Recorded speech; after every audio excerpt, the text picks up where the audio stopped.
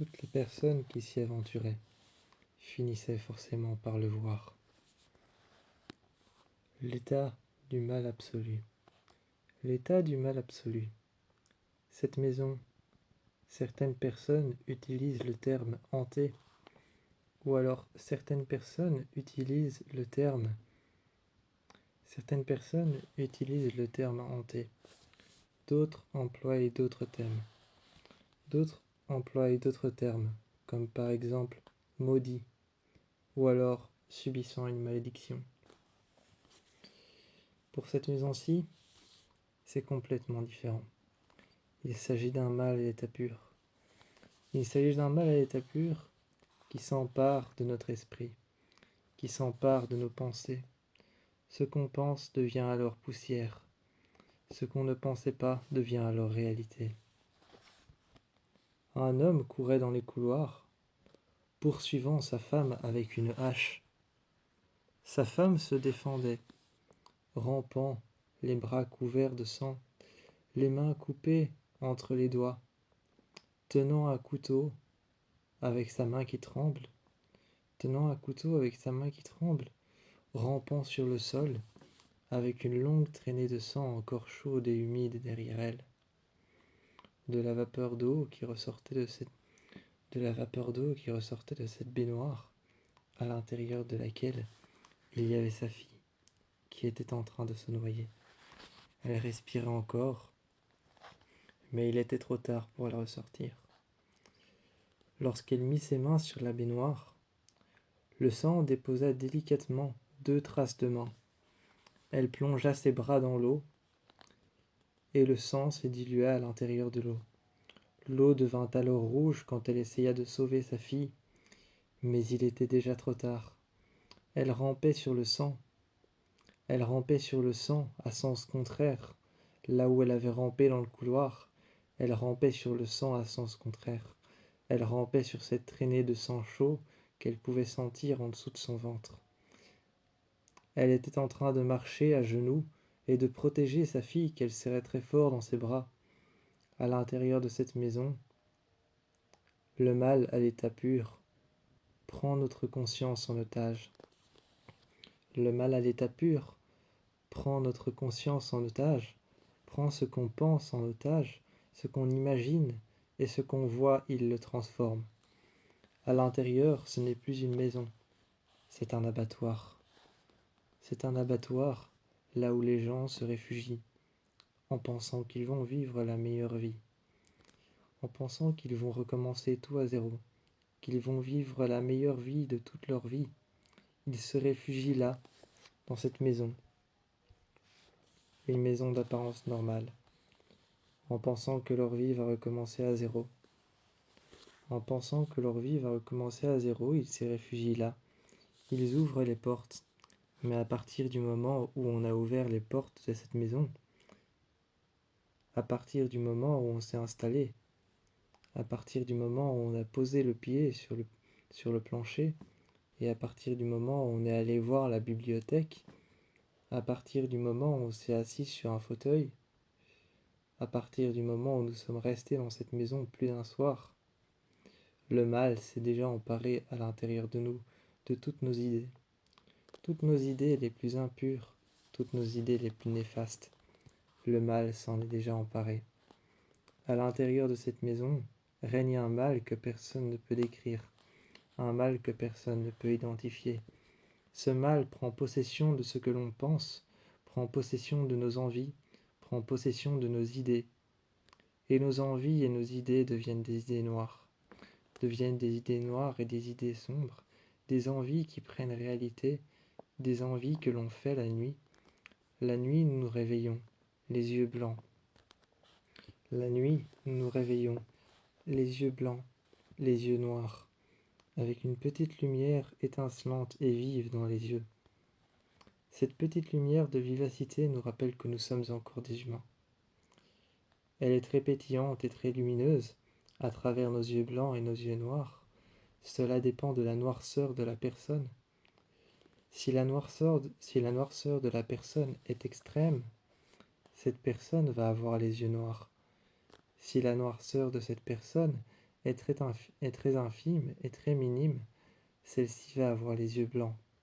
Mais malgré tout, le résultat final reste effrayant. On marche dans, on marche dans les couloirs ou alors on court dans les couloirs où on avance très lentement devant notre victime et tout ce que l'on cherche à faire, c'est lui enfoncer un couteau dans le cœur. Tout ce que l'on cherche à faire, c'est la rattraper par les jambes pour pouvoir la terminer. Pour pouvoir la terminer et lui faire la peau. Je ne saurais pas expliquer avec des mots. Je ne saurais pas expliquer avec des mots à quel point cette maison s'empare de nous. Mais la seule chose que l'on cherche à faire, qu'on ait une âme pure ou pas, qu'on ait une âme corrompue ou pas, qu'on ait une âme souillée par le péché ou pas, qu'elle ait été souillée par le péché un petit peu ou beaucoup, cette maison cherchera toujours un recoin de noirceur à l'intérieur de nos âmes. Et même les âmes les plus pures et les moins souillées par le péché, les moins corrompues, apparaissent dans cette maison comme des démons, comme des diables, ou alors comme des suppôts de Satan, comme des suppôts du diable, des suppôts de l'enfer, qui viennent à chercher le mal et qui viennent à trouver le mal quelque part. Elles viennent à trouver leurs victimes, leur courent après et essayent de les tuer. Le seul moyen de sortir de cette maison, c'est de se rappeler une chose que seule la victime qui a été une chose que seule la victime qui a été emparée par ce mal. La victime qui a été emparée par ce mal est la seule à pouvoir faire ce genre de choses. Le seul remède à ce mal, le seul remède à ce mal, le seul moyen de rompre la malédiction, ou alors le seul moyen de rompre la maison hantée. Le seul moyen de rompre le sort, peu importe le mot qu'on utilise, que ce soit un sort, une maison hantée, une hantise, ou alors encore une malédiction, peu importe le mot qui est utilisé, voire même une légende, même si les légendes sont basées sur des faits réels, les légendes sont toujours basées sur des faits réels. Peu importe le mot qu'on utilise là-bas, la maison se servira toujours de nous comme des pantins, comme si nous étions sur un plateau d'échecs, comme si on était sur un plateau d'échecs, et qu'à la fin de la partie, la personne que nous avons cherché à tuer était morte. Échec et mat. Depuis le début, lorsque nous sommes rentrés dans cette maison, nous n'étions que des pions. Des pions qui ont commencé à servir à la partie. La partie de cache-cache mortel qui a commencé lorsqu'on a commencé à défaire les cartons et à installer les chambres. Cette partie de cache-cache mortel qui a commencé et qui a commencé à dévaler en cascade les unes après les autres, on a commencé à essayer de se courir après. Les uns après les autres, on a essayé de se courir après. Nos pires souvenirs, nos pires rancœurs, nos pires souvenirs, nos pires haines et les pires choses auxquelles on puisse penser. Ces choses qu'on essaye d'enterrer, ces choses qu'on essaye de mettre dans une petite boîte, ces choses qu'on essaye d'enfermer et de ne pas faire voir à la surface, y reviennent. Cette maison parvient à aller chercher nos peurs les plus sombres. Cette maison parvient à s'en servir contre nous, parvient à nous faire voir des choses comme si elle nous faisait boire un élixir, comme si elle nous faisait boire un élixir, un poison, comme si elle nous faisait boire un poison des plus mortels, qu'elle nous empoisonnait avec son sort, avec sa malédiction. Cette maison hantée nous empoisonne de l'intérieur, nous noircit, même si à la base notre âme était pure et n'était pas corrompue, elle nous noircit de l'intérieur, jusqu'à ce qu'il n'y ait plus que haine et rancœur, jusqu'à ce qu'il n'y ait plus que ça, jusqu'à ce que nous ne sommes plus que des boules d'énergie vengeresse, des boules d'énergie avides de vengeance, avides de sang et avides de destruction. Lorsque nous sommes devenus ça, la maison nous lâche, comme des bêtes féroces et des bêtes sauvages dans ces couloirs. Nous parcourons ces couloirs avec une arme à la main qu'on s'est trouvée, une fois que nous sommes devenus des bêtes féroces. Et là, le duel à mort peut enfin commencer. Le but que la maison avait cherché à obtenir avait enfin commencé lorsqu'elle nous a lâchés comme des bêtes féroces, comme des animaux qui n'ont pas mangé depuis 3 jours. si bien que j'essaye de retrouver un peu de paternité dans ces coins perdus. Parfois dans ses bras je me sens bien, parfois j'ai envie de pleurer, et je pars dans ma chambre. Je m'enfuis sous mes draps, je m'enfuis sous mes draps, je m'enfuis sous ma couverture, je me couche sur mon matelas. Je regarde le mur et je profite de sa froideur. Je profite de sa froideur, je regarde le mur, si bien que je m'entête encore et encore, alors que ce ne soit pas mon père, de chercher encore un peu de paternité dans ses bras, dans ses mots, dans ce qu'il fait avec moi et ce qu'il m'organise comme soirée. Les soirées qu'on passe à deux me font un réel plaisir, un réel bien. Je me souviens de son regard vers le mien, de la place qu'il me faisait sur le canapé, si bien que je continue à essayer de chercher mon père à travers ses bras aimants. Je le regarde comme s'il l'était réellement. Mais il ne l'est plus. Il n'est plus ce père. Il est simplement mon beau-père. Je l'aime et je l'admire. Je l'aime et je l'observe. Je reste avec lui. Mais à travers lui, je cherche une figure paternelle. Quelqu'un qui pourra prendre soin de moi. Quelqu'un qui ne disparaîtra pas au premier regard. Quelqu'un qui resterait près de moi. Il pourrait devenir cette personne si je le décide. Il pourrait devenir cette personne si j'en ai envie. Lui, je le sais qu'il en a envie. Si bien qu'il ne parle pas ma langue, et si bien que moi je ne parle pas sa langue, je sais que nous deux, nous avons envie de devenir l'un comme l'autre, moi son beau-fils, et lui, mon beau-père. Ça se voit, ça s'entend dans nos échanges. Ça se voit, ça s'entend dans nos échanges, dans notre manière de parler et de communiquer, aussi bien verbalement que corporellement. Je le regarde et je reste avec lui. Quand je le regarde et que je reste avec lui, je me sens bien. Je m'y sens bien près de lui. Chaque soir, quand je rentre et que je suis dans le bus, je m'attends à avoir une surprise à la maison. Il est dans la cuisine et il me prépare un repas. Je le regarde, il me prépare un repas. Il est dans la cuisine. Il met la table et il installe la table tous les jours en me regardant. À côté des assiettes, il installe le baffle. Il ouvre la fenêtre et on s'assied tous les deux l'un en face de l'autre. Je discute et je regarde son regard qui me regarde. Il me scrute de haut en bas, un peu comme s'il cherchait les réponses de ma journée, sur mon corps. Et moi, je reste là à bafouer de tout et de rien. Je lui parle, en restant là à bafouer de tout et de rien. Je lui parle et je continue à lui parler. Si bien qu'il ne parle pas français, je continue à lui parler français. Il hoche la tête comme si de rien n'était, comme s'il comprenait ce que je disais, alors qu'il ne parle pas un seul mot de français.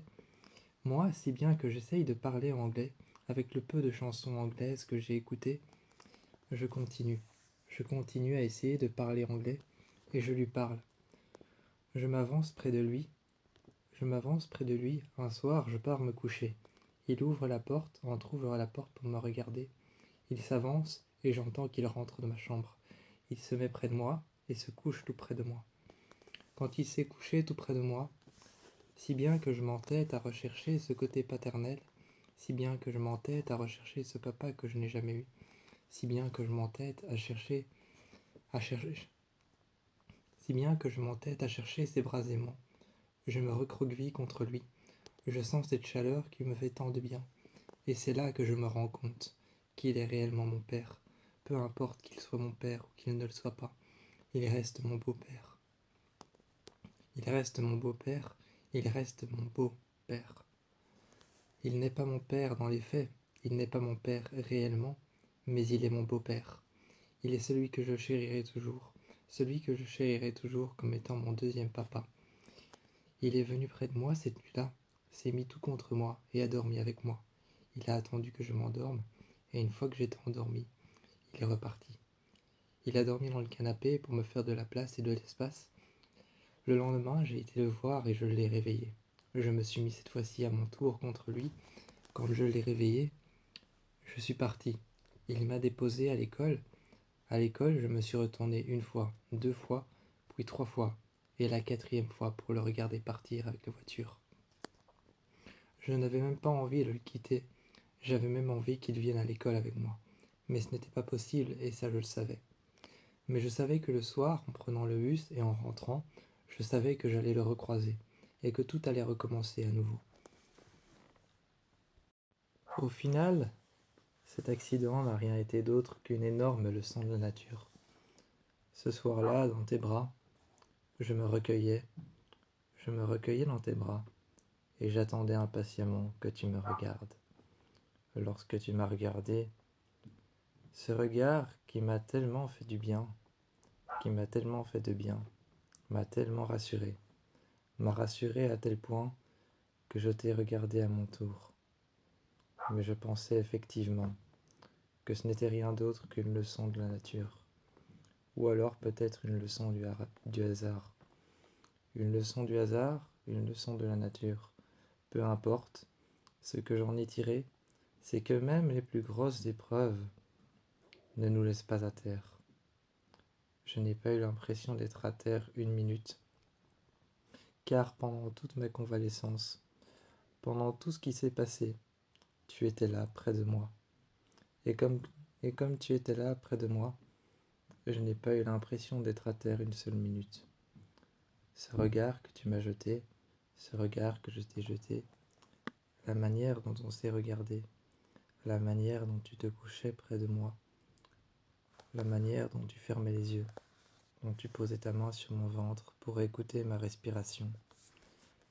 Tous ces moments-là qu'on a passés ensemble à l'hôpital, la manière dont tu parlais au médecin, ce ton que je pouvais entendre dans ta voix quand on parlait d'une opération ou quand on parlait d'une greffe, quand on parlait d'une greffe, d'une opération, quand on parlait des douleurs incessantes qui allaient revenir, des mal de tête ou alors des mal de ventre, des vomissements, quand on parlait des effets secondaires, et qu'on parlait de tout ça, le ton dans ta voix qui me donnait l'impression que tu t'inquiétais réellement. Tu t'inquiétais pour de vrai. La position dans laquelle tu te mettais dans le fauteuil, la position dans laquelle tu te réveillais le lendemain matin, tu avais la tête tournée vers moi et tu me regardais. Moi, j'étais allongé près de mon lit, et tu te levais et faisais ces 3 petits mètres vers mon lit. Tu venais te coucher près de moi et tu me demandais comment ça allait. Au final, quand je me suis levé ce matin, que j'ai été prendre une douche, que je me suis habillé, que j'ai mis un jean et un t-shirt, que je suis revenu dans le lit pour me coucher, ce n'était rien de plus que la même chose, ce n'était rien de plus qu'un vulgaire copycat de ce qui s'est passé à l'hôpital. Tu venais dormir avec moi. Tu te réveillais dans le fauteuil et tu faisais 3 petits mètres pour te réveiller dans mon lit. Au final, prendre une douche le matin, s'habiller et revenir me coucher près de toi, en attendant que tu soulèves la couverture, que tu repousses la couverture avec tes pieds, que tu m'embrasses en dégageant mes cheveux et que tu me regardes, n'était rien de plus qu'un copycat de ce qui s'est passé à l'hôpital. Même la manière dont tu m'embrassais, à l'hôpital était similaire à celle dont tu m'embrasses maintenant ce matin. Je suis sorti dehors et j'ai regardé les arbres. Tu as posé ta main sur mon épaule et tu m'as demandé à quoi tu penses. Et j'ai levé les yeux et j'ai tourné la tête. J'ai traversé le chemin jusqu'à la rivière. Et je me suis assis. Et j'ai plongé mes baskets dans l'eau. Et j'ai mis mes mains sur mon attelle. Mes genoux pliés, mes jambes qui étaient tendues mais un petit peu pliées. Mes baskets plongées dans l'eau. J'arrivais à sentir la vase et le froid, l'eau très humide. J'étais en train de penser et de réfléchir. Là, tu m'as demandé « À quoi est-ce que tu penses ?» Regardant la baie de l'autre côté, je t'ai dit « Tu ne t'es jamais soucié une seule seconde.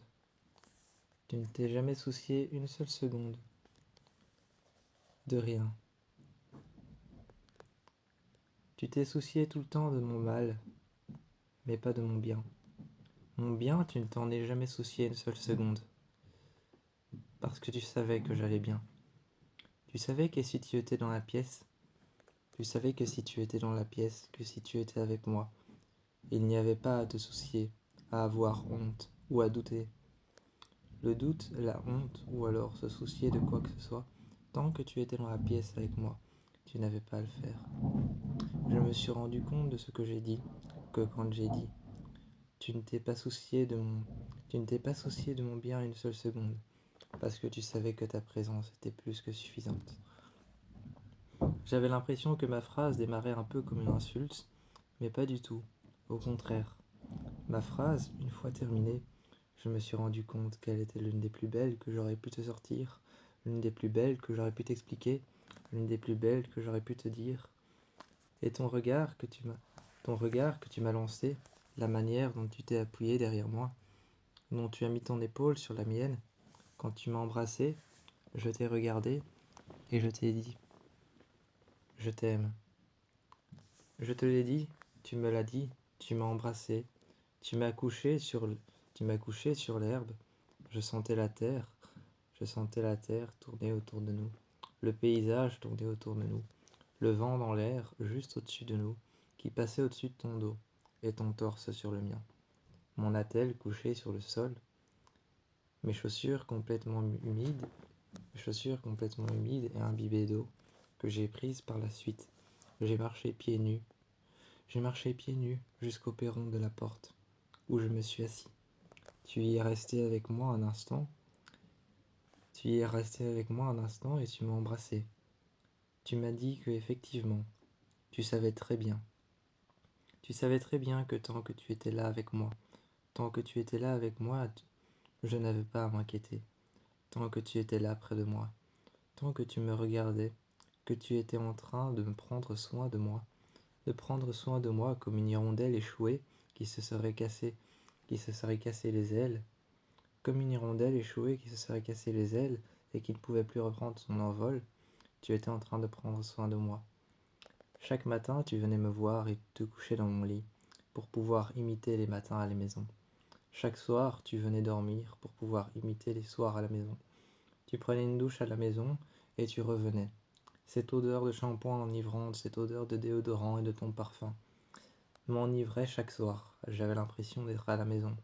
Malgré que ces bruits incessants qu'il y avait autour de moi, malgré ces bruits incessants qu'il y avait autour de moi, malgré les broches que j'avais dans la jambe, qui me rappelaient très fortement l'hôpital, quand je me réveillais dans mon lit, les broches que j'avais dans la jambe, le métal qui traversait ma chair que j'arrivais à sentir pour maintenir les os en place, les bruits que faisait la machine juste derrière mon lit, les nombreuses prises et les lumières qui étaient tellement fortes, les luminaires dans la salle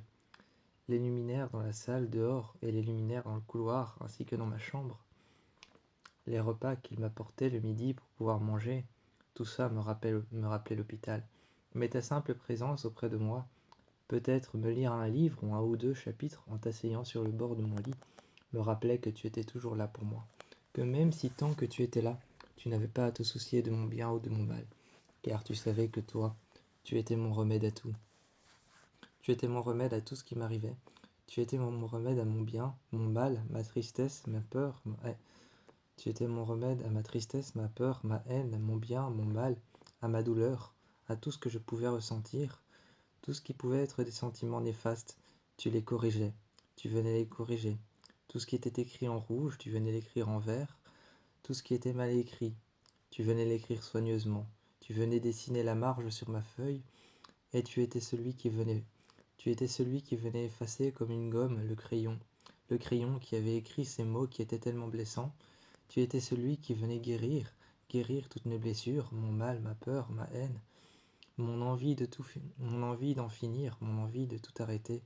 Tu étais celui qui venait me donner la force de continuer. Donc tant que tu étais là, je n'avais pas à avoir peur. Tant que tu étais là, je n'avais pas à avoir peur, car je ressentais ce lien entre ton corps et entre mon corps. Le soir, quand nous sommes rentrés et que tu as signé les papiers pour sortir, je me suis senti enfin détaché de ce lit, même s'il fallait que je garde les broches. À la maison, quand j'ai pu enfin me coucher dans notre lit, et que toi tu as installé 2 ou 3 coussins en dessous de en dessous de ma jambe pour pouvoir poser ma jambe avec mes broches, Tu l'as posé délicatement, et c'était encore mieux fait que les personnes qui l'avaient fait à l'hôpital.